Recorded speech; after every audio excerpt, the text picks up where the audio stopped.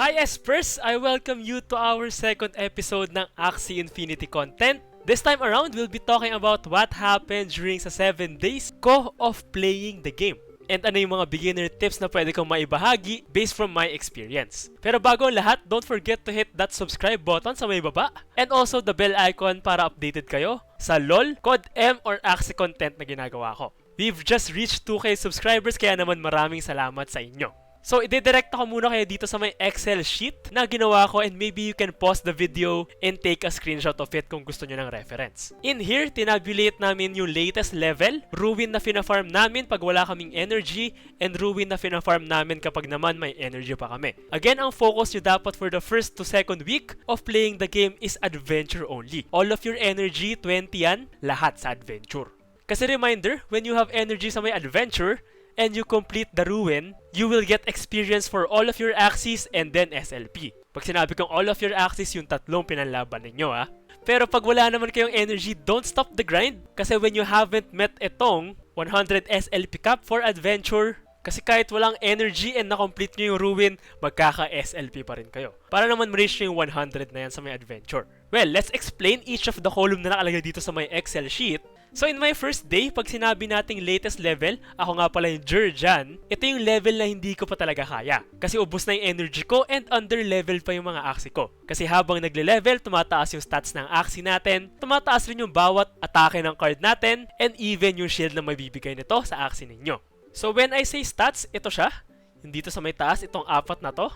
And the attack of your cards, itong 110, 110, 115, and 100. Yung shield naman na mabibigay nito before the battle phase is itong 20, 30, 10, and 40. For example lang yan. During my first day, inabot ata ako ng around 4 to 6 hours of playing the game. Kaya ang tip ko lalo na dun sa mga nagtatrabaho pa lang, start your Axie journey during Saturday o kaya naman Friday evening. Kasi mas makakahinga na kayo during your day 3, which is Monday dapat yun. Pero before buying your Axies, you should choose between the two options. 1, yung price ng Axie nyo yung mag-a-adjust depending on your budget. So pag sinabi natin 30k lang ang ilalaan ko na puhunan, maghahanap kayo ng Axie na pasok doon sa price na yon. Pero the other option, option 2, yung budget nyo yung mag-a-adjust based sa Axie na mga gusto nyong bilhin. In take note, mabilis mawala yung mga Axie sa marketplace, kaya I prefer the first option. Now, this might not apply lalo na sa mga scholars kasi you get the team that your manager applies to you or i-give sa inyo. Pero ayun nga, pinopulate lang namin tong table na to after completing our day, yung 150 SLP. Para naman masabi namin saan nga ba ako tumambay para makapag-farm ng experience and ng SLP naman pag wala na ako energy. So as an example, right now I'm on my day 7 nga and ang latest level na ilalagay ko doon sa my Excel sheet would be this one, Ruin 14. Kasi ito yung hindi ko pa kaya and dito ako nasa stock ngayon.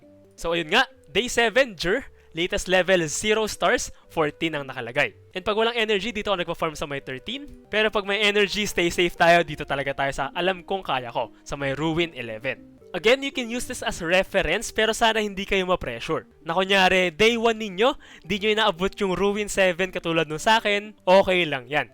Iba-iba naman kasi tayo ng teams. So yun nga, day 1, 4 to 6 hours ang inabot ko kasi kailangan ko pa kumpletuhin yung 5 wins ko sa arena. During that time, hindi ko pa kabisado yung card combos ko and yung pinakamainam na formation. Same goes for day 2, wala masyadong pinagkaiba yan. Talagang getting to know your Axie and battle style pa lang. Pero as we go to our day 3 and 4, siguro 4 to 5 hours na lang yata yung kinonsumo ko from my day, partida nagtatrabaho pa ako nun, and nabawasan na kagad yun ng 1 hour. While for day 5 naman and yesterday, day 6, 3 to 4 hours na lang yata yung ginasta ko. Today is my 7th day nga and sinwerte ako sa arena. Kaya naman inurasan ko yon and it only took me 3 hours to get my 150 SLP. So right now, hindi ko pa nakakompleto yung sa may adventure ko, meron pa akong kulang 4. Pero for the quest, I need to get 1 more win sa may arena. Kaya naman currently ang SLP natin is 1,003 pa lang. Pero before we end the video, I want to discuss a couple of things. These snippets came from Axie Edge na website. Ito-drop ko na lang yung link nun sa my description box below or sa my pinned comment. Pero dito muna tayo sa may unang picture na naka-highlight. Makikita nyo yung mga experience that you can gain per ruin. And binox ko in red yung mga ruins na pwede nyong tambayan, hopefully, nang safe to get a hefty amount of experience. And remember, visit those ruins when you have the energy. And confident kayong matatalo nyo siya, kahit 1 star lang. While for the other picture naman, ito yung level 21 and level 36 na ruins. Mag-upload ako ng content about this hopefully soon. pag natapos ko na sila. They give you additional SLP na dediretso sa inventory ninyo. So you don't have to worry about the adventure cap na 100. And that is pag natalo nyo yung ruin na yon.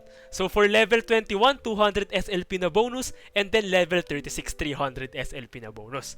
Pero take note, those are hard and dapat ma-level nyo yung mga Axie ninyo. Maximum level sa adventure would be level 25.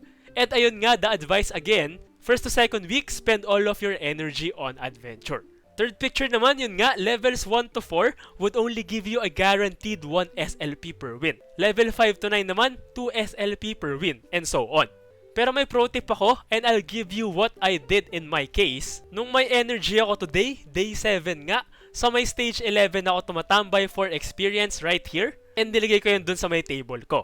And nung wala naman na akong energy, umikot ako from stage 10, stage 12, and then stage 13. Kasi parang may mga first 2 clears ata na bonus for SLP. Like nung sa stage 12, guaranteed 4 SLP per win lang dapat yan.